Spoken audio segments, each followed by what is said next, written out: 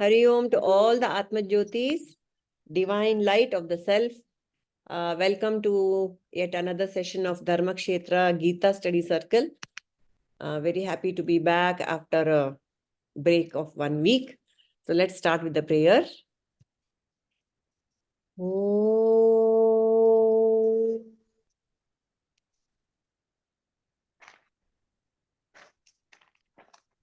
नारायण समारंभां शंकराचार्य मध्यमाम् अस्मदाचार्य पर्यन्तां वन्दे गुरुपरम्पराम् व्यासाय विष्णुरूपाय व्यासरूपाय विष्णवे नमो वै ब्रह्मनिधये वासिष्ठाय नमो नमः वसुदेवसुतं देवं कंसचाणूरमर्दनं देवकी परमानन्दं कृष्णं वन्दे जगद्गुरुम् ॐ सहनाववतु सहनौ भुनक्तु सह वीर्यङ्करवावहै तेजस्विनावधीतमस्तु मा विद्विषावहै ॐ शान्ति शान्ति शान्तिः. All right. So again, let's quickly revisit this 12.13 Kshetra Kshetrajna Vibhaga Yoga. And we need to just we have kind of understood what it is all about, yet we have to go through the meaning. So we are very few of us today, so we can actually chant this, all of us. Shall we? Idaṁ Yes. śharīraṁ kaunteya kṣhetramityabhidhīyate etad vetti tam prāhuḥ kṣhetra-jña iti tad-vidaḥ. Idam śharīraṁ kaunteya kṣhetramityabhidhīyate etad vetti tam prāhuḥ kṣhetra-jña iti tad-vidaḥ. Idam śharīraṁ kaunteya kṣhetram iti Kṣhetram ityabhidhīyate. You can combine those. Iti abhidhīyate. kṣhetram ityabhidhīyate etad vetti tam prāhuḥ kṣhetra-jña iti tad-vidaḥ. Yes. Anyone? Idam śharīraṁ kaunteya kṣhetramityabhidhīyate etad vetti tam prāhuḥ kṣhetra-jña iti tad-vidaḥ. Okay. Idam śharīraṁ kaunteya kṣhetramityabhidhīyate etad vetti tam prāhuḥ kṣhetra-jña iti tad-vidaḥ. Yes. Idam śharīraṁ kaunteya kṣhetramityabhidhīyate etad vetti tam prāhuḥ kṣhetra-jña iti tad-vidaḥ. Very nice. Idam śharīraṁ kaunteya kṣhetramityabhidhīyate etad vetti tam prāhuḥ kṣhetra-jña iti tad-vidaḥ. Lovely. Amale? Nirmala? Nirmala, you have to chant. Okay, Shweta. Idam śharīraṁ kaunteya Idam śharīraṁ kaunteya kṣhetram iti abhidhīyate. kṣhetram iti Abhidhīyate. abhidhīyate Etad vetti एतद्यो वेत्ति तं प्राहुः तं प्राहुः kṣhetrajña iti क्षेत्रज्ञा इति tad-vidaḥ. तद्विदः. Where is Nirmala? So, Arjuna, this body is termed as kshetra, the field of activities. And the one who knows this body is called kṣhetrajña, the knower of the field. Who has established this? By the sages who discern the truth about both the kshetra and the kshetrajña. So, on the face of it, very, very simple, isn't it? Agreed? Very simple. What is there to discuss about this? There is this body. I know this is the body. So, that is what just Krishna is telling here. The one who knows the body is called as Kshetrajna. So, do I know my body? Do all of us know our bodies? This one particular shloka is the entire teaching of Advaita Vedanta. Okay. What happens with all of us generally is we are very, very comfortable of thinking about ourselves as this. We have an idea about what I am. Okay. And we are the identification with the body and the whole complex, the Sharīra-traya. What are the Sharīra-trayas? The gross body, the subtle body, and the causal body. Sthula, Sukshma, Karana Sharīra. Karana, we don't know much about. Sthula, we know. What I see. This height, weight, girth, color, all the qualities of my body, I can see. That is the Sthula Sharīra. That I know. What is the Sukshma Sharīra? Yavadappa Sukshma Sharīra namdu? Anyone? What is our Sukshma Sharīra composed of? Our breath. Breath. Okay. And then? Mind, right? Yes. The mind, the breath. What else? Consciousness, Amma. No, Chandra. Chandra. Sharīra, consciousness, matter. Anything which has a quality is matter. Does conscious have a quality which you can grasp with your senses? What is the definition of matter? Nama Rupage matter antivi. Alva. So, consciousness does not have Nama Rupa, isn't it? Yes, Master. Consciousness can Sukshma Sharīra ant hedak sadhyane illa. Cancel. Okay.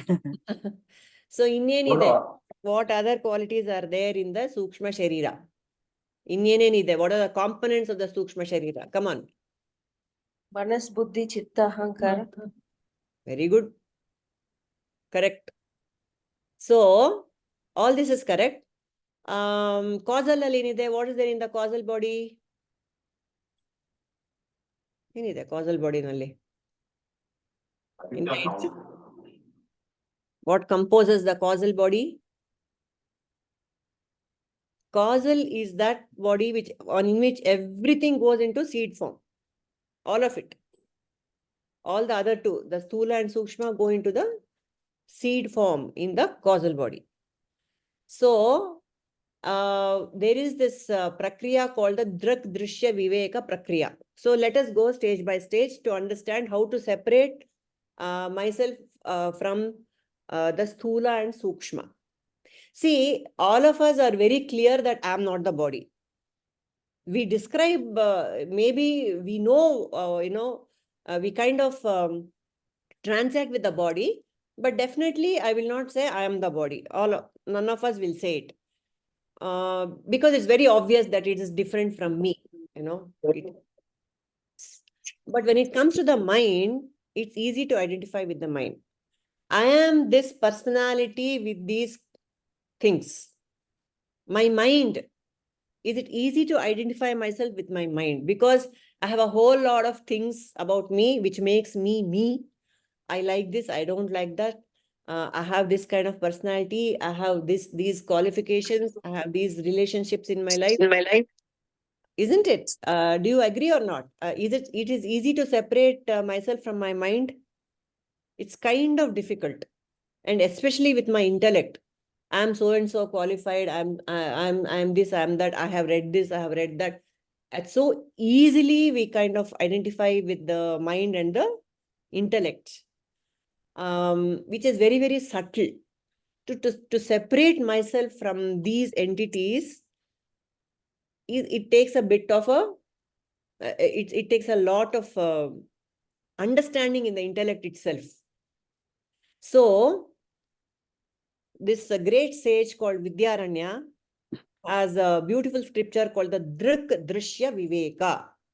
Drik, Drishya means the scene, the Drishya, the scenery, which I see. Drik is the seer. Same, the Kshetra and the Kshetrajña. Here the Kshetrajña, what Krishna says, the knower of the field, is called as Drik in this Panchadashi. In the scripture, so in the scripture called the Drik Drishya Viveka. But however, that is not the point here. The point is, what is Drik and what is Drishya? Am I the Drik or the Drishya? That is the tattva which is being said here. So there are three qualities of the Drishya, the seeing, the things that we see has got three qualities.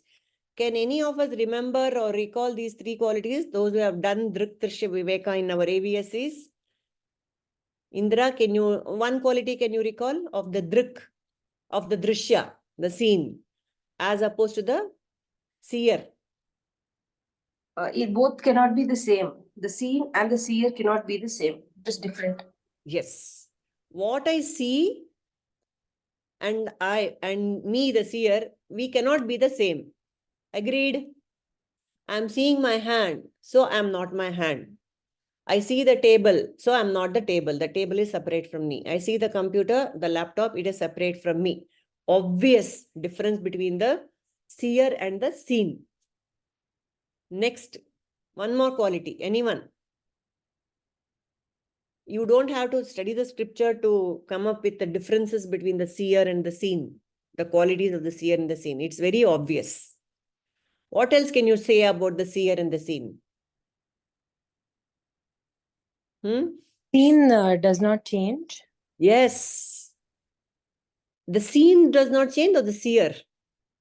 The scene, the object, right? What the inanimate object. The scene can change now. Now I'm looking at something. When I go out of the room, I'll look at something else. Andre, what I mean is the perception of that object will change, but the object itself does not change. Like that. But the scene per se, whatever is being seen, it can change, alva. And yeah, the object per se might not change. That is another angle. But what the sage is saying here is the scene can change. But the seer, will he change? Sneha gets up from this room and goes to the living room. Will she change? No. No. So the seer remains the same and the scene can change. That which is seen can change. I'm looking at something right now. No, I didn't. Thank you. Okay, thanks. And then one more difference. There are many. However, one more which is critical for the understanding of the seer and seen difference. What else can we recall? Or the seer cannot see himself. The seer cannot see himself. Jayashree has come to the final point. Okay. Unless there's a mirror, Sneha cannot see herself. Sneha can only see the body, which is also the seen. Alva? Then who is seeing this? At the first level, what is the thing which makes us see the scenes? There are many seers here. The sage says, in this Vidyaranya says, in this Drik Drishya Viveka, at the first level, I am seeing something. Who is seeing? What entity is seeing? Really? It's very obvious. The eyes or the sense organs. The sense organs are the instruments through which the whole the drishya in between, in front of me is being seen. All the inputs from the drishya, the scenes, are coming with the sense organs. So the first level of seer is instead of saying sense organs, we see the eyes. The eyes is the one which sees. Agreed till this? And the next level, the eyes has become the drishya. How? I can see my eyes also. How can I see? Is it possible? Can I see my eyes? Meaning, can I understand my eyes in different ways, my sense organs? Yes. Yes. Yes. How? Because you have to apply the logic. The eyes are changing. The scenes are changing. The drishya is a changing drishya. The eyes are the eyes are changing. In what way are they changing? Anyone can I'm making the statement, the eyes are changing. How? In what manner are they changing? Sometimes I My, see well. Huh. the mind is observing it. The mind No, is how seeing is the eye? What is the Based on what it's seeing. No, not based on what it's seeing. The eyes per se, I know that my eyes are dim. My eyes are my eyes are very sharp. I have got short sight or long sight. Those kinds of things I know about the eyes, alva. Okay. I can't see that far. Hmm. Oh, it was here, I didn't see it. So sense Okay. organs also, the ears, eyes, nose, touch, smell, everything about them. Yes, Kamala, tell me. Purnima ji, so when you say that the eyes is changing, is it related to a particular person or everybody? Here, Everybody. the seer, you means that for certain people it will be short sight, for certain people it will be long sight. It is in that sense or in a Or person? it's a perfect vision. Okay. And Nobody. also, does like emotion also it changes, right? When you see something with anger, or when you see with that also matters or not? Okay. Now, just the objective instrument called the eyes, meaning all the sense organs, they have a quality. My ears are sharp. My sense of smell is very strong. My touch, sometimes some people have thick skin. They don't feel anything. The objective quality, I'm saying, not forget about the subjective quality. The objective quality of the sense organs are very, very clear, and the doctor can write it down. A doctor can observe and a doctor can examine. Isn't it? That is what we are talking about. Okay, okay. So this is the quality of the, now the sense organs themselves have become the scene, the drishya. I can see it.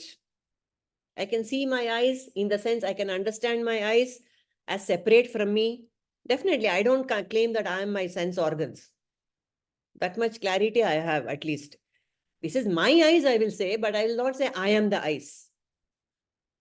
Alva. So that is the scene. Now the very seer, the first level of seer now has become the scene. I can observe my sense organs. At the first level, the sense organs which were the ones which were seeing. At the second level, one step back, I can see the differences, the changes in my sense organs. Oh, I didn't hear anything. Increase the volume, the frequency. We have so many tests which pop up on WhatsApp. Can you hear the frequency? How far can you hear the frequency? Youngsters can hear it for great frequencies. I cannot. So like this, the quality of the seer, the scene here is changing. So that which is changing cannot be me. That's another quality of the drishya, the difference between the drak and the drishya. The drak remains constant, the drishya is always changing. That is one quality. And the drishya is many, the drak is only one. At this level, the drishya, the sense organs are changing, and the one who sees the sense organs is only one. Who is seeing the sense organs? Who is observing the sense organs? Somebody already said that, but however, repeat. Who is Sakshi. Not yet, not yet. We are going step by step. We are going step by step. Who is the one who says, my eyes need glasses? Who is observing the changes in the sense organs? The In seer. the seer. Who is the seer in this case? Mind. The mind alvappa. Basic. My mind says, Are yaar, I can't hear properly. So when the sense organs are seen, who is observing the sense organs? The mind. The mind is the one which is observing all the qualities of the, because only when the mind can observe and take some decisions, you will go to a dentist or to a ophthalmologist or whoever it is. The mind is the one who is seeing. Now, in this case, the mind is the seer and the seen are the eyes. That is how the scripture says. Instead of going on saying sense organs, the eyes are taken as a metaphor for all the sense organs. So in the second level, the eyes are the seen and the mind is the seer. Is that clear? Suma, simple, no? Suma, Yeah, it's clear. It's clear, Purnima. yeah, I hope it's not, I'm not confusing you people with all these. Padmaja? Yes, Kamala. I need that second point, little more clarity in Purnimaji. Sorry. No, sorry about it, definitely. The first level, we understood. Who is seeing the world? Through what am I seeing the world? Through the eyes. Okay. There are some qualities about the world and the eyes. The eyes is only one. The seen, the world is many. Many nama rupas in the world. But there is only one eyes which is seeing all the nama rupas. That is clear, Allah. At that Mala. level. Yes, Purnimaji. And the eyes are only one, the seen is many. And the eyes doesn't change at that level. The eyes are my eyes only, but the seen is changing. There are many, they are changing. And the eyes and the world, they are separate. The world is a object which I am seeing. The eyes is the subject. Subject-object relationship is being established in this level. That is done. In the second level, the eyes themselves are being observed in the various ways that we just discussed. My eyes are dull, my eyes are dim, hearing is not great. All these kinds of qualities I can observe. Who is observing the changes in the eyes? It's the mind. It's the mind. It's the mind. So at this level, the mind is the seer and the seen is the eyes. At this level. At the third level, the mind itself is the seen, drishya. How? I'm feeling, I'm not feeling happy today. I want to go out. I want to eat this. I want to do that. The mind has got 1,000 thoughts. But I know that I have these thoughts. Who is this entity who knows the thoughts? Can the mind, this is one principle of druk and drishya. The seen, the drishya cannot see itself. That is the principle. The eyes cannot see itself. Unless you have a mirror in front of me, I cannot see the eyes. Like that, here the mind cannot see itself. So who is seeing the mind? Now that is the ultimate answer everyone knows, the sakshi. There is some entity apart from the mind which is seeing the mind. Therefore, I am not the mind. Whatever I observe, I am not that. That is the principle. Whatever I can observe, whatever I can objectify, whatever I can name, whatever has a nama and a rupa is not me. The mind is very, very, very subtle. To separate myself from the mind requires a lot of understanding, a lot of manana, a lot of very, very subtle reasoning is required to separate myself from the mind. Mind means the entire intellect included, ahankara, everything included. The antahkarana, to separate myself from the antahkarana requires this constant separation between drik and drishya. I can see the changes in my mind. I can see the changes in my intellect. My understanding changes over time. So many things can be observed about what I think is myself. I can observe myself. What I think I'm myself, I can observe it. So who is the observer? That is the final seer. That is the sakshi. And the sakshi, can you see the sakshi? Can the sakshi be seen? No. Does the sakshi change? No. Is the sakshi one or many?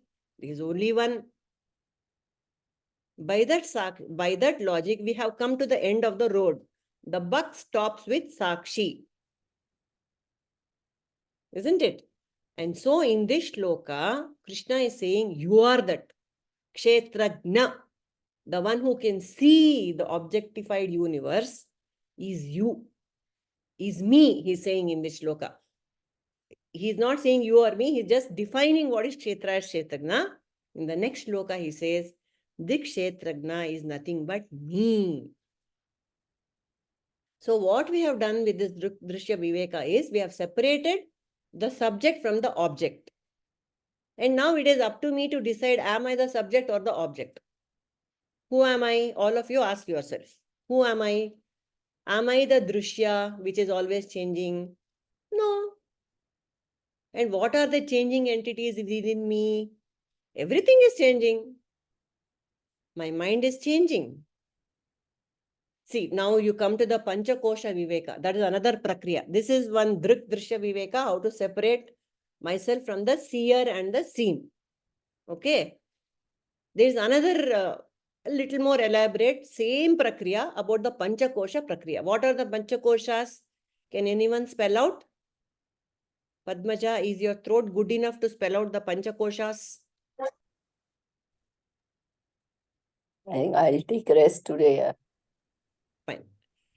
Yes. Panchakoshas, yaar heltira?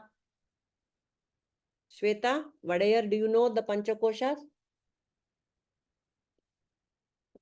I can just guess, Purnimaji. Guess. Okay. Heli. Just give me some time. I'll just think. Never mind. Never mind. You, it's okay. Who else can tell? Panchakosha yavdu anta? Sneha, Suma. Annamaya Kosha, Pranamaya Kosha. Yes. I forgot one, Purnimaji.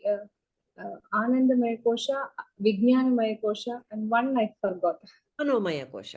Manomaya Kosha. Mind, I thought I forgot. See, there are 5 koshas. Kosha means covering, sheath, like a garment. Kosha is a covering, a veiling. We have got 5, every entity, every embodied soul, Jivatma, what you call, has got 5 koshas. That means Jivatma means you and I, not some, some extraterrestrial. It's you and I. We have got all, we are wearing 5 clothes, 5 sheets we are all wearing. Yenappa andre, the outermost clothing is the body, the Annamaya Kosha, it is called, Annamaya. Why? It is obvious, it is made of food. The body comes from food. Alva. It is very, very obvious. The food I eat becomes this body. Annamaya Kosha. That is a sthula sharira, it is called. Next kosha is more subtle. It is called pranamaya kosha. Prana, the breath. The breath is what activates the entire functions of the body. They are called pancha pranas are there. 5 pranas. What are the 5 pranas? Prana, Vyana, Udana, Samana, Apana. 5 pranas. What are they doing? It is the same breath which takes care of all the functions of the body. The body is jada. It is enlivened by the prana. The prana makes all the things happen in the body. The circulation, the digestion, the breath coming in and out enlivens the entire activities of the entire body. Okay, excretion, the thinking, all the powers of the body come from the prana. Very, very subtle. This is called the pranamaya kosha. And what does the prana do? And how are we transacting with the prana every day in our conversation? I am hungry. I am hungry, we say so naturally. I don't understand. I am hungry. I have a headache. I have a stomach ache. My leg is aching. Very, very naturally we make these statements. But all these are the properties of the prana. If the prana is not circulating properly in some part of the body, I have an ache in that part of the body. If the prana is not, if the jatara prana is not working, if the samana prana is not working properly, I have digestive problems. If the vyana prana is not working properly, I have circulation problems. I have a clot somewhere. I have to go for bypass. If the udana prana is not working properly, I have problem in understanding what is being said. All these are the functions of the prana. Yet we talk very naturally as if all this is happening to me. These are all the functions of the prana. It is the pranamaya kosha which is doing all this. Very subtle. See how we take the breath for granted, whereas it has got all these wonderful functions that is happening in the body. Because I'm so subtle, it is so subtle and I'm so close to it, I feel the prana is me. Whereas the prana can also be seen because all the functions of the body can be observed.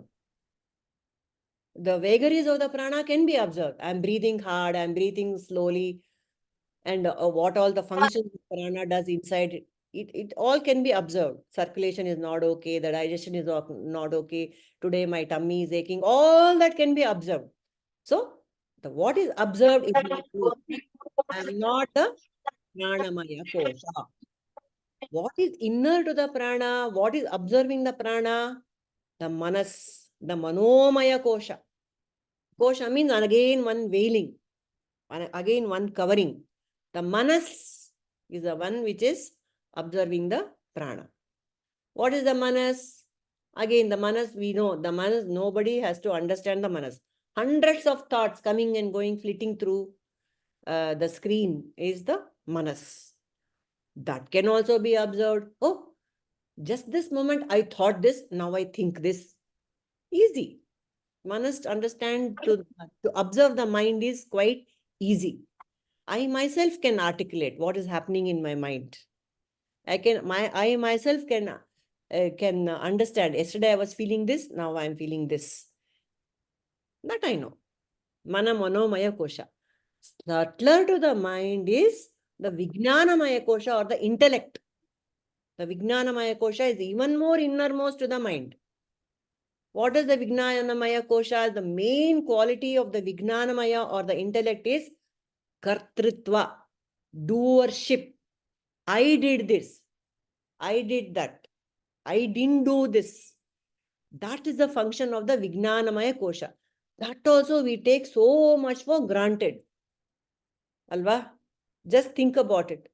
I did this. I made rice. I kept the cooker. I made tea. I had tea.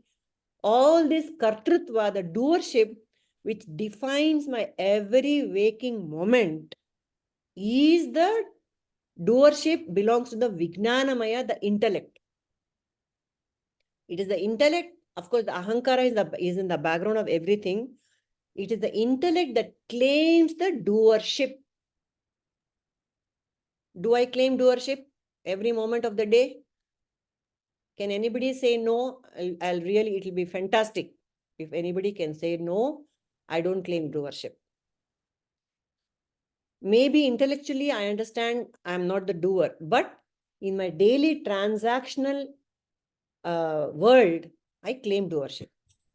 You have to. The doership belongs to the vijnanamaya kosha. Innermost to the vijnanamaya kosha, that is also not the last stop. Innermost to that is the anandamaya kosha, the covering of ananda, the veil of ananda. What is this ananda? The quality of the anandamaya kosha is bhoktritva, enjoyership. I don't just do things. I either enjoy or don't enjoy it.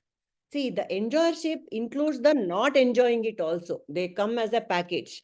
The doership comes with the I didn't do package also. I thought this comes with the I didn't think this. The dualities, they come together. So in this Anandamaya Kosha, the Bhoktritva, what happens? This Anandamaya Kosha is a bit of a dicey thing. Everyone, it's a bit confusing also. Anandamaya means it is about Ananda. I feel happiness. Why? How do I get happiness from the world? When I do things that I like, when I have things that I like which make me happy, when I see things that make me happy, that is Ananda. The Anandamaya, the feeling of happiness comes from this particular kosha. The feeling of Ananda comes from the innermost feeling is Ananda. But you can say, no, sometimes I feel unhappy also. Bhoktrutva, I enjoy, is the Anandamaya kosha. I don't enjoy. Sometimes I don't enjoy when something is there. When that something goes away, I enjoy. Something makes me happy when it is not there. Remember. So everything is about Bhoktrutva. Everything is about I enjoy. Sometimes when something is there, I enjoy. Sometimes when something is not there, I enjoy. There's a joke, no? Some people make us happy when they're near us. Some people make them happy when they leave the room. Like that. So, how is everything Ananda? Everything is, of course, Ananda. Because with their presence, something makes me happy. With the absence, something makes me happy. So that bhoktrutva of that enjoyership comes from the Anandamaya kosha.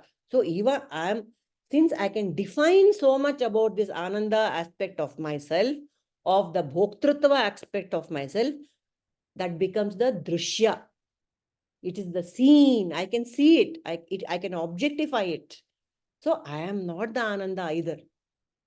All these 5 koshas are not me. They're aspects of the shariras that I inhabit. Who's inhabiting this sharira? Until this 5 sheets, it's all outside. From which you can point, okay, this is the body, this is the breath, this is the mind, oh, this is the understanding, oh, this is the things that give me happiness. All these can be defined. But after this point, one can no longer look outside. One has to turn inwards.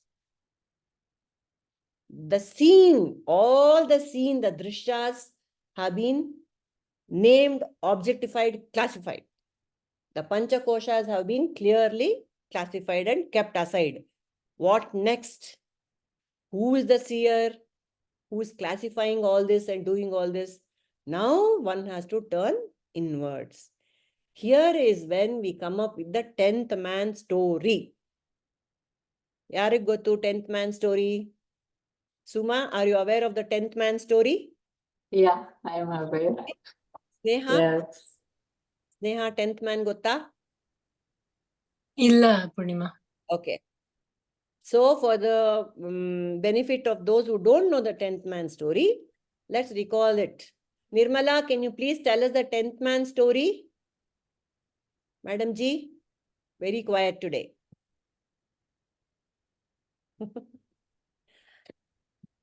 Yaar heltirappa 10th man story? Sorry, beautiful story. Jayashri, you want to say? Prasad.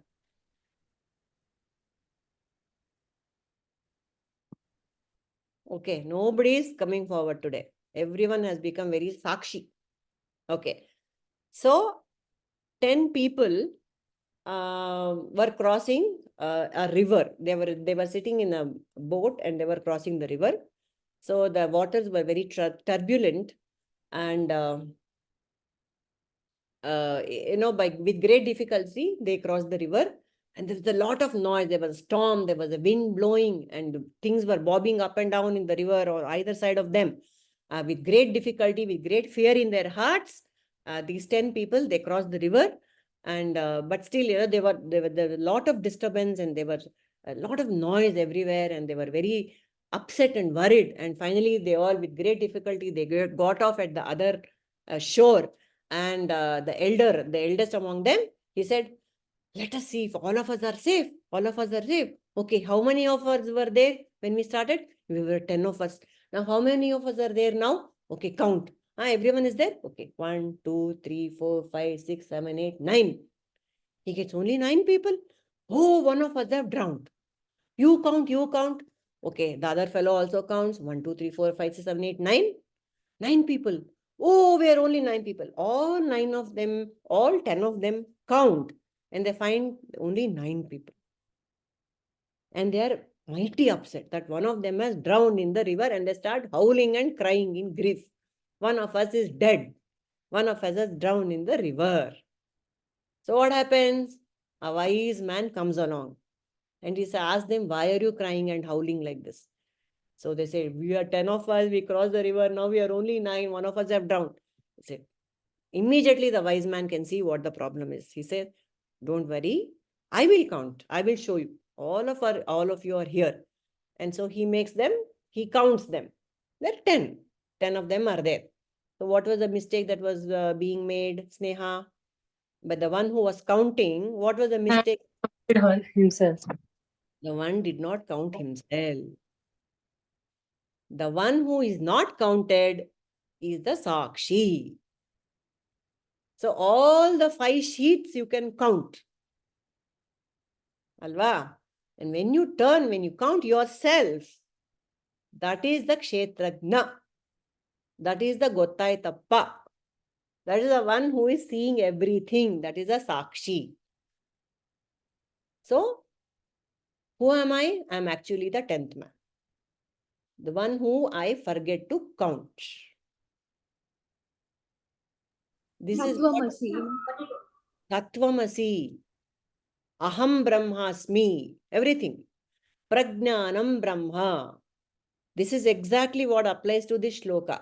Kshetrajna. The one who knows. Prajnana. I am the Prajnana and I am that Brahma. Now, what are the qualities of this Prajnana or the Kshetrajna? Kshetrajna doesn't change, whereas the Kshetra is continuously changing. Second quality, the Kshetrajna is one. The Kshetra is multiple. The Kshetra is an object. I can give it qualities. I can give a lot of qualities to the objects. Thin, small, big, large, good, bad, ugly, beautiful. All sorts of qualities I can attribute to the Kshetra. Kshetrajna, none of those qualities can be applicable to the Kshetrajna, the one who knows. I can see the Kshetra can be seen, but the Kshetrajna cannot be seen. The Kshetrajna can only, what can the Kshetrajna do? Only abide in itself. Ashte. That's all one can do with the Kshetrajna. Just know that I am the Kshetrajna and abide in myself. So what's the benefit of all this? Why should I go through all this exercise? How does it help me? Tell anyone. How does this knowledge of separating the seer from the seen help me? Why am I doing this exercise? Why is Krishna telling Arjuna? Let us recall the context of this whole episode now. Why has this teaching come to Arjuna? What was the problem with Arjuna and why is he being told, you are not the Kshetra, you are the Kshetrajna? Heli. Anybody? Just to know one's true nature. Yes, but why in this context? What was the problem with Arjuna that he has to know his true nature? He was attached to his to Bhishma and all his gurus who he knew was going to kill in the war. Yes, he was in Dvandva. He was in great confusion. He was in great grief. Why? Because of his attachment to the Kshetra. Because of his attachment to the Kshetra, he was identified so much with the Kshetra that he was confused and he was in grief and he was not able to do his duty as a warrior in the field.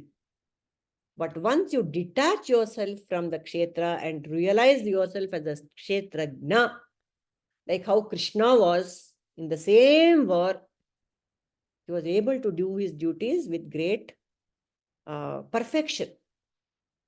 That is the advantage of knowing that I am the kshetra and I am the kṣhetrajña, but not the kshetra. So when one realizes that one is the kṣhetrajña, the gottaitappa, what happens is everything happens spontaneously. Whatever my duty in life, whatever my station in life, my means in the sense the jivatma, in that body-mind complex. Krishna, for example, as an avatara, as Krishna, he was the charioteer for Arjuna. He was able to do his job fantastically. Take the chariot here, okay, I will take it here. Arjuna asking me for advice, okay, I will give advice. Everything he was able to do beautifully. As the mentor of the Pandavas, throughout their life, he was doing his duty with perfection, without attachment, spontaneously. Everything was doing happily and beautifully. So that is the whole point of separating the kshetra and the kṣhetrajña. Okay. Then there is one more. So we are all clear, Alva, that I am not the kshetra, I am the kṣhetrajña. I think it's quite clear to all of us. So now this is the question. Next question. How many kshetrajñas are there? Are the kshetrajña in me different from the kshetrajña in Sneha, in Indra, in Jayashree, in Suma, in Kamala? Are we all different kshetrajñas? No, How do you know? Is that because everything is that pure consciousness. So that is the next shloka which comes and which we can chant just for because it's so beautiful and it is a continuation of this first declaration. Here Krishna is saying, kṣhetra-jñaṁ chāpi mām viddhi sarva-kṣhetreṣhu bhārata kṣhetra-kṣhetrajñayor jñānaṁ yat tad-jñānaṁ mataṁ mama. O scion of Bharata, Bharat, I am also the knower of all the individual fields of activity. The understanding of the body as the field of activities and the soul and God as the knowers of the field, this I hold to be the true knowledge. The main takeaway from this shloka is kshetrajñaṁ chāpi mām viddhi sarva-kṣhetreṣhu bhārata. In all the kshetras, how many kshetras are there? Tell me, how many kshetras are there in this universe? So many. Many, uncountable, right? 8 billion jivatmas, at least. 8 billion and counting, even as we speak, the population of this world, jivatmas are so many, 8 billion or 9 billion. And then, 84 laksha yonigalu. How many species are there in this world? 84 lakhs. See, even science has not defined how many species are there in this universe, but our Shastras have said 84 laksha. 84 laksha yonis are there. Starting from plant kingdom, animal kingdom, aquatics, terrestrials, extraterrestrials, everything put together. We are innumerable, infinite number of species. Not infinite, because even that has a number. In all of them, kṣhetrajñaṁ mām viddhi. I am the kṣhetrajña. Sarva-kṣhetreṣhu bhārata. In all the kshetras, I am the only kṣhetrajña. What a radical, fantastic statement is that. Just try to wrap your mind around this beautiful statement. I am the kshetrajña in all the kshetras. So when Krishna is saying, I am the kshetrajña, is he talking about Krishna or who? Who is he talking about?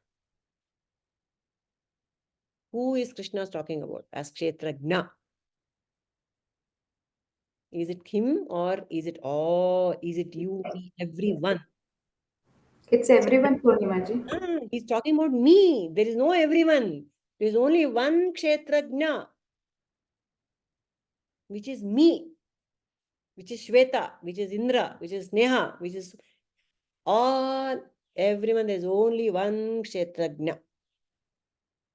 Just this one insight should break all the barriers between, within whatever barriers we have put up, it should break it.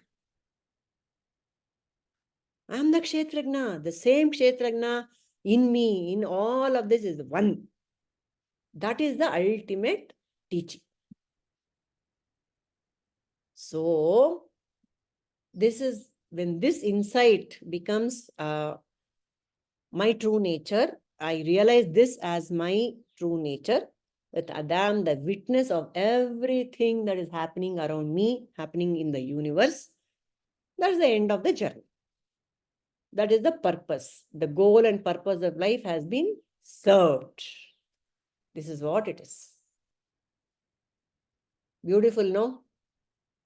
Yes, Purnimaji. So nice. We can just close our eyes and, for a few minutes, maybe 10, we can internalize this teaching. Would you like that? Shall we all do this? Okay. Yes. Okay. We still have some, we can spend a few minutes doing this. So, all of us, wherever we are, we can sit aram se and keep our hands on the lap. If you like, you can do that. And take a deep breath. Deep breath. And let it go. And relax. If you wish, you can close your eyes or you can keep it open. Prabhuji has just told us, eyes open samadhi can also be done. It's a sahaja samadhi. You can keep your eyes closed or open. Notice that whatever you had seen when your eyes were open, the moment the eyes close, the moment you close your eyes, you can still see them with the mind. You can still see the object in the mind. Physically, when the eyes are closed, nothing is seen anymore. And that blankness, that darkness, that is also seen. The darkness, when you close your eyes, is also perceived. You are still there. I am still there. I am the one who is seeing this blankness or darkness. I also see all the thoughts that are appearing and going in front of this blankness or darkness. If the thoughts are there, I am there. If the thoughts are not there, I am still there. If I can see the world with my eyes open, I am there. If I don't see the world and my eyes are closed, I am still there. The world is not seen, but I still exist. Similarly, thoughts, emotions, everything, they come. I experience the thoughts and emotions and the memories and the changing scenes. But even when they are not there, I am still there. Why? Because I am the consciousness to whom all these perceptions appear or do not appear. It doesn't matter. I am the consciousness in which the thoughts appear or don't appear. I'm still there.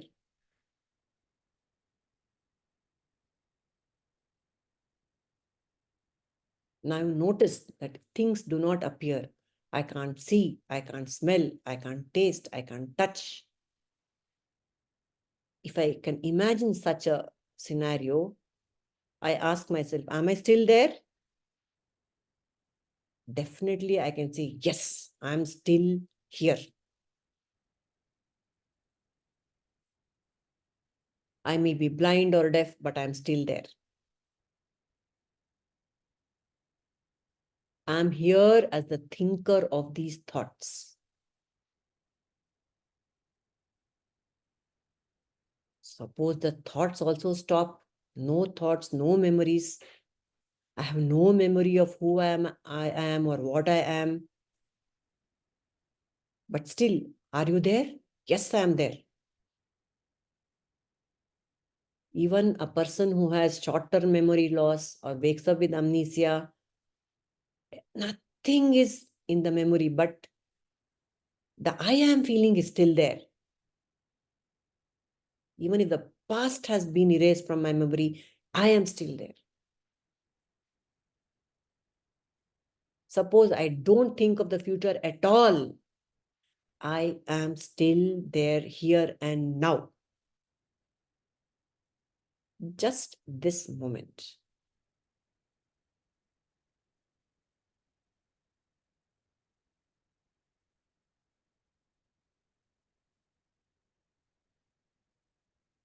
This is who I am. This is my basic nature. This is awareness. This does not have a form. This is something which cannot be smelled, tasted, touched, heard, seen. No. It does not have a nama rupa. This is always present. Everything else comes and goes. Things happen in the world and change in the world, but I am always present.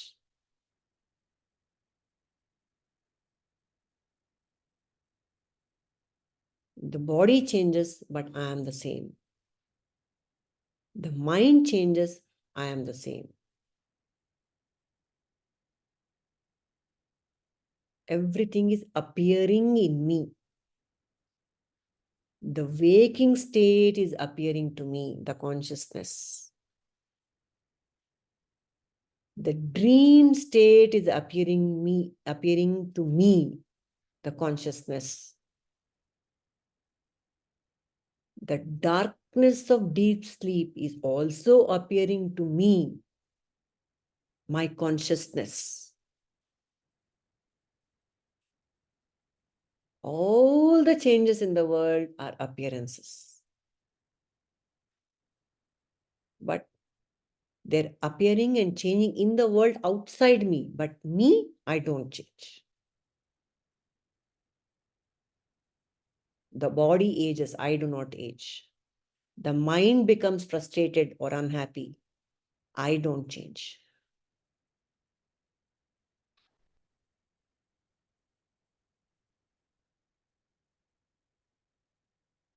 If I am not there, the entire universe would disappear in a flash.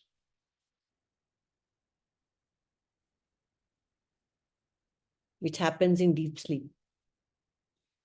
Whether the universe exists or not, it doesn't make any difference to the Sakshi. Because I'm still there. Because I exist, everything else exists. Sat. Because I shine, everything else shines. Because I'm conscious of some things, because I'm conscious, everything else comes to life. Chit. By this light, the world is lit up. In me, in that one consciousness, the entire waking world, with its apparent vastness of space, enormity of time, and all other beings, their births and aging and death, and all of history, including my own tiny body, which has appeared, all of this vastness, this seemingly vast waking world, it all appears in me, that one consciousness. None of it is different from me.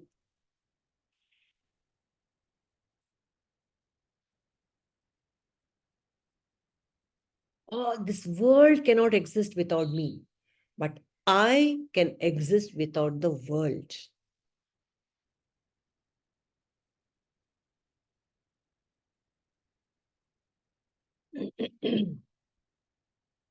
Then when we open our eyes and immediately become aware of the world and the mind and the body and the sensory system and the vast world out there, what am I seeing? It is me, that one consciousness appearing as everything in all the brilliance of color and sound and shape. It is the vibhuti of the Lord, which is me, that I'm seeing. Underlying all of it is this one consciousness. Underlying all of it is one basic entity, that is me, unity. That is why it is called a universe. There is only one raga in this universe, that is me. Only one verse. Who are all the objects and names and forms? They are me. This is the individual I is also the universal I. There is nothing other than the real me, which is consciousness. Similarly, there is nothing other than this person, that person. Everyone is me only. Underlying oneness of all of existence. I may not get it. When I'm awake, I might forget it. I might not remember it. I may not apply it in my transactions, but the truth remains the same. This is the crucial difference between the one who knows and one who does not. The enlightened person, the wise and the otherwise. This is the main difference between the wise and the otherwise. The wise remember this at all times.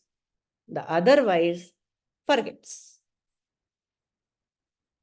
Sometimes for most of us, this is a very interesting idea. It feels good. It feels good. It's nice when we're listening to all this. But the sadhana that we all have to do is to live this truth as much as possible in the waking world. For the enlightened one, this exercise is very, very, very simple. The experience is very vivid. The oneness with the entire universe is very vivid. And it's the truth. For some of us, it takes a lot of practice, lot of shravana, manana, nididhyasana to abide in this truth.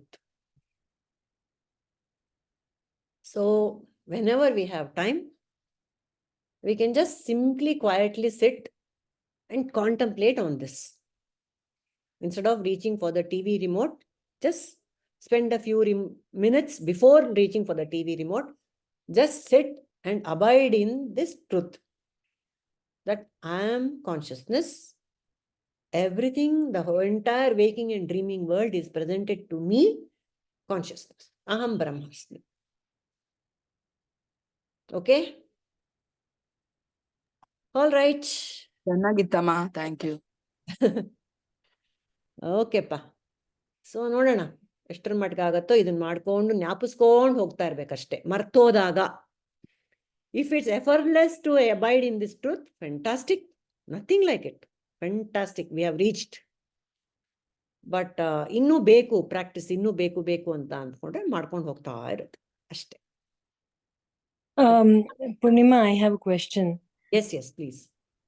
So, with this kind of awareness, ನೀವು ಹೇಳ್ದಂಗೆ whenever possible to try and be aware of this knowledge.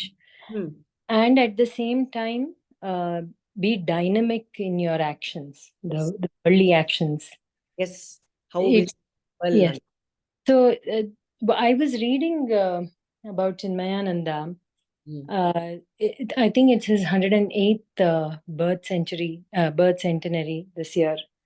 And so that YouTube channel, the Chinmaya channel, puts up a lot of these little snippets. So adralli, on the day of the birth centenary, there was the qualities of Chinmayananda.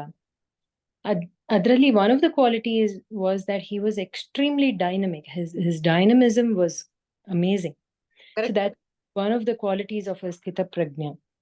Haudu. Yeah, same. Avatara Purusha. He was also an Avatara Purusha, I'm sure. And so was Krishna. You just have to look at Krishna's life first. Wasn't he not dynamic? Yes. Everything was a spontaneous. See, the main problem with the wise and otherwise is the wise, they are very centered in their true nature and then they operate in the world. ಅದು ಕರ್ಮಣ್ಯೇವಾಧಿಕಾರಸ್ಥೆ ಅನ್ಕೊಂಡ್ ಮಾಡ್ಕೊಂಡು ಹೋಗ್ತಾ ಇರ್ತಾರೆ ಅಷ್ಟೇ. ಕೆಲಸ ಮಾಡೋದು ಅದ್ರ ಪಾಡಿಗೆ ಅದು ಆಗ್ತಾ ಇರತ್ತೆ, ಬಿಟ್ಕೊಂಡು ಹೋಗ್ತಾ ಇರೋದಷ್ಟೇ. ಬಟ್ ನಾವು we are very much attach to the results. Goal ಇಟ್ಕೋಬೇಕು, definitely the goal has to be inside, that is when you can work. But when I do something, I want that particular result, which might not happen because that itself is it's got so many parameters. The results are definitely, I mean, it's really not in my hands, alva, because so many other parameters are working. The outside forces are there, my own internal forces are there, my raga dvesha is there, and I don't know the big picture. For now, I want this small little low hanging fruit I want. But maybe that's not the purpose, you have to go for a higher hanging fruit. So God knows, karma pala data will give you the karma when it is due. But I don't see that. And because of that, because I don't get the results, I get frustrated, I get disheartened, or I get too elated. And two things to my psyche is not healthy at all. Right. So the mind, we often sway. The otherwise, we sway with the vagaries of the mind. But for Chinmayananda, it didn't happen. He was always centered. Just yesterday, Prabhuji was talking about his life journey. Sneha, I want all to listen to that. 1 hour is beautiful. He said he had realized by then he had become wise. When worst phase of his life came, worst phase. They were completely penniless. His family, he and his wife and 2 little children, completely penniless. He was without a job. He had started a startup which was a disaster. He had money. All his partners had run away because they owed a lot of money to debtors and they were scared that the debtors they will come and thrash them. So his partners ran away, but Prabhuji didn't run anywhere. He sat in his house and he just waited calmly for the goondas to come. Hit him. Maybe they will hit the collectors, the debt collectors. So they came. All big, huge people, three goondas, all these bands hire these goondas, they're debt collectors. So they came to Prabhuji's house and he was sitting calmly. He was very young then, he was like maybe mid-30s or, early 40s. ಏನಪ್ಪ ಏನ್ ಮಾಡ್ತೀರಾ, ಇದು ಕೊಡಿ, ಕೊಡ್ಬೇಕು, ನನ್ನ ಹತ್ರ ಇಲ್ಲ, ಏನ್ ಮಾಡ್ತೀರಾ, I don't have. He was very calm. He wasn't scared. He didn't run away. He made them sit, offered them. ನನ್ನ ಹತ್ರ ನೋಡಯ್ಯ, ನನ್ನ ಹತ್ರ ಏನು ಇಲ್ಲ, ನನ್ನ ಹತ್ರ ದುಡ್ಡು ಇಲ್ಲ, ಬ್ಯಾಂಕ್ ಬ್ಯಾಲೆನ್ಸ್ ಇಲ್ಲ, ಕೆಲಸ ಇಲ್ಲ, ಇಲ್ಲ, ನನಗೆ ಟೈಮ್ ಕೊಟ್ರೆ ನಾನು ನಿಮ್ಗೆ ದುಡ್ಡು ಕೊಡ್ತೀನಿ, ಆರ್ಗನೈಸ್ ಮಾಡ್ತೀನಿ, ನನ್ಗೆ ಈಗ ಹೊಡೆದ್ರೆ ನಿಮ್ಗೆ ಏನು ಉಪಯೋಗ. And he was able to talk so comfortably without an iota of fear. Not just him, he said Mamtaji also. Totally fearless. She was just sitting there calmly. ಏನು ಭಯ ಇಲ್ಲ. ಅವ್ರು ಅಷ್ಟು ಕಾಮ್ ಆಗಿದ್ದು, ಅವ್ರು ಅಷ್ಟು ಕ್ಲೀನ್ ಆಗಿ ಎಕ್ಸ್ಪ್ಲೈನ್ ಮಾಡಿದ್ ಕೇಳಿ ಹೇಳಿದ್ರಂತೆ, ನಾನು ಯಾರಿಗೂ ಮೋಸ ಮಾಡಿಲ್ಲ, ನಾನು ಏನ್ ಮಾಡಿ, ನಾನು ಮಾಡಿದ ಬಿಸ್ನೆಸ್ ಫೇಲ್ ಆಯ್ತು, ನನಗೆ ಟೈಮ್ ಕೊಡ್ಬೇಕು, ನನ್ಗೆ ಹೊಡೆದು ಬಡ್ದು ನನ್ನ ಜೈಲಲ್ಲಿ ಹಾಕ್ರೆ ನಿಮ್ಗೇನು ಸಿಗಲ್ಲ. Like this. He reasoned with these goondas. And those goondas, they calmed down because he was so calm. Calmness, that made the others also calm down. Those 3 hattak, those goondas, completely tamasic people, they also calmed down. And head goonda, he gave him the Prabhuji on card ಕೊಟ್ಟನಂತೆ, sir ಹೇಳಿದ್ ನಂಗೆ ಅರ್ಥ ಆಯ್ತು, ನಾನ್ card ಇಟ್ಕೊಳ್ಳಿ, ನನ್ ಹೆಸರು ಕೇಳಿದ್ರೆ ಎಲ್ರು ನಡ್ಗೋಗ್ತಾರೆ. ನಿಮ್ಗ್ ಗೊತ್ತಾ ನನ್ನ ಹೆಸರು? ಇಲ್ಲ ಸರ್, ನನಗ್ ನಿನ್ ಗೊತ್ತಿಲ್ಲ. ಇಟ್ಕೊಳ್ಳಿ, ಯಾರಾದ್ರೂ ನಿಮ್ ಇನ್ನೊಂದ್ಸತಿ ದುಡ್ಡು ಕೇಳಕ್ ಬಂದ್ರೆ ನನ್ ಹೆಸರು ಹೇಳಿ. These guys who came to thrash Prabhuji, was transformed, they became his bodyguards. Amazing. How say centered in myself helps. Andre, there's a natural draw to Sthita Prajñas. I think there's that beautiful air of peace and calmness around Sthita Prajña. Spontaneous, everything is because he was not fearful. Not fearful of the results of the circumstance. Right, He was not fearful of the circumstance at all. Right. That is the difference between wise and otherwise. I'm always fearful of the future. No, I'm it's not. fearful of the next Purnima. moment. Yes. I'm fearful of what is happening. Purnima, Yeah. ಇನ್ನೊಂದು what they say also says, I think being in the presence of these realized enlightened ones, the others automatically their vibes change ಅಂತ. ಹೌದು, because their energy is so Sometimes they overwhelming. don't even have to say anything. Just ಅಲ್ಲಿ ನಿಲ್ಸಿದ್ರೆ those people, automatically ಅವರಲ್ಲಿ changes ಬರುತ್ತೆ ಅಂತ. That's what they are. ಅದಕ್ಕೆ ಈ Ramana V heard he taught in silence ಅಂತ. ಸುಮ್ನೆ ಅವ್ರ ಹತ್ರ ಹೋಗಿ ಕೂತ್ಕೊಂಡ್ರೇನೆ his energy was so powerful. Like Chinmaya, he was not probably that dynamic, but that his energy was enough to calm people down. So ಬೇರೆಯವರು ಒಂದೊಂದ್ ತರ. Chinmayananda mission was to establish this huge ಇದು. So ಅವ್ರು ಏನ್ ಮಾಡಿದ್ರು ಅವ್ರು ಮಾಡ್ತಾ ಇಲ್ಲ, ಅವರು ಡೂವರ್ಶಿಪ್ಪೇ ಇಲ್ಲ ಅವ್ರಿಗೆ. Everything is a spontaneous happening from straight direct from the source. Now we try to do with our individual capacities, with our limitations, we try to do. That is why we have the fear, and that is why the results are very neutral sometimes, not so happy. But ಅವ್ರುಗಳು ಏನ್ ಮಾಡಿದ್ರುನು it's always surefire success. ಅಂದ್ರೆ ಅವ್ರ ಸಂಕಲ್ಪ ಅಷ್ಟು ಶುದ್ಧವಾಗಿರುತ್ತೆ ಸ್ನೇಹ. Their sankalpa is for Jagathita. It is nothing to do with the self. Selfishness ilve illa avrge. The moment one becomes less selfish and more selfless, the universe also will respond. Because the dharma of the universe is sarva-dharma. Ellarunu hitavagli antane universal dharma irodu, cosmic dharma. Alva? The sun, for example, which shines on everybody. Saint to sinner, ಎಲ್ಲರಿಗೂ ಒಂದೇ ತರ. ಆ ತರ ನನ್ನಲ್ಲಿ ಆ ಭಾವನೆ ಇದ್ದರೆ the universe will also help me. ಅಷ್ಟೇ. Instrument will be a perfect. ಅದೇ ಹೇಳ್ತಾರಲ್ಲ metaphorically, you become a shallow bamboo. The universe will help us, but not in the way you expect. It will help in different ways. Now it has to help in this way. If I get a promotion, that is universe help anta agalla. It will give us in different ways. That I think one has to understand. If they understand that. Not my little agenda, but the universal agenda. Jagat Hita. ಎಲ್ಲಕ್ಕೂ. ಅನನ್ಯ ಚಿಂತಯಂತೋ ಮಾಂ ಯೇ ಜನಾಃ ಪರಿಪಾಸತೆ ತೇಷಾಂ ನಿತ್ಯಾಭಿಯುಕ್ತಾನಾಂ ಯೋಗಕ್ಷೇಮಂ ವಹಾಮ್ಯಹಂ. ನಾನು ನನ್ನ ಬಗ್ಗೆ ಯೋಚನೆ ಮಾಡದೆ ಹೋದ್ರೆ ಇನ್ಯಾರಪ್ಪ ನೋಡ್ಕೋತಾರೆ? Krishna is telling, I will take care of you. Your little body and your little family, I will take care. You do my work.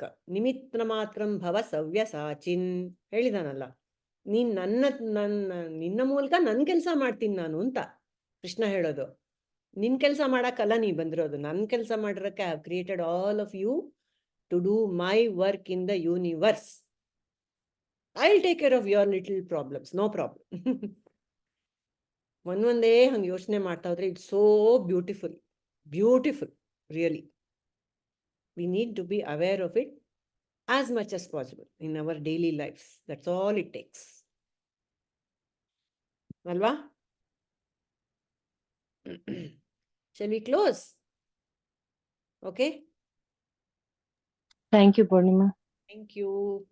Om Sarve Bhavantu Sukhinah, Sarve Santu Niramaya, Sarve Bhadrani Pashyantu, ma kaśchid dukkha bhag bhavet.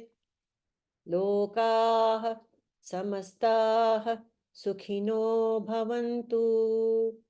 Lokaah samastah sukhino bhavantu. Lokaah samastah sukhino bhavantu. Harihi Om Tat Sat. Shri Gurubhyo Namaha. Harihi Om. Krishnarpanamastu. Thank you, Ma.